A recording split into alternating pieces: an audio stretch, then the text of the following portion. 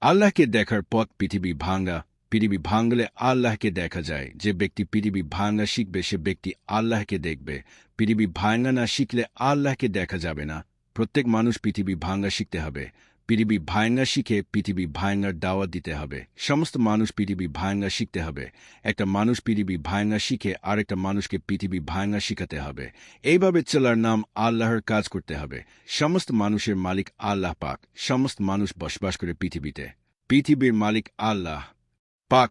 পৃথিবী ভাঙলে আল্লাহ পাকে দেখা যায়। পৃথিবীর মালিককে পৃথিবী ভাঙলে দেখা যায়।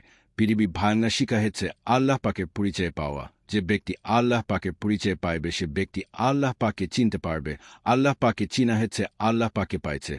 আল্লাহ পাকে পাওয়ার পর পৃথিবী ভাঙা শিখতে হবে। সমস্ত মানুষ আল্লাহ পাকে পাইতে হলে পৃথিবী ভাঙা শিখতে হবে। আল্লাহর পরিচয়ের মধ্যে পৃথিবী ভাঙা দেওয়া আছে। আল্লাহর পরিচয় অন্তর দিয়ে বুঝতে হবে।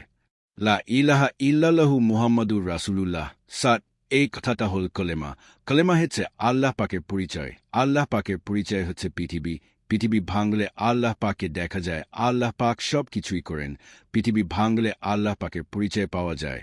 আল্লাহ পাকের পরিচয় পাইলে লা ইলাহা ইল্লাল্লাহু মুহাম্মাদুর রাসূলুল্লাহ সাত। এই কথা বোঝা যাবে। আল্লাহ পাকের পরিচয় পৃথিবী। পৃথিবী ভাঙার পর লা ইলাহা ইল্লাল্লাহু মুহাম্মাদুর রাসূলুল্লাহ সাত। এই কথা অন্তর দিয়ে বোঝা যাবে। লা ইলাহা ইল্লাল্লাহু মুহাম্মাদুর রাসূলুল্লাহ সাত। এই কথা বুঝতে হলে পৃথিবী ভাঙা শিখতে হবে।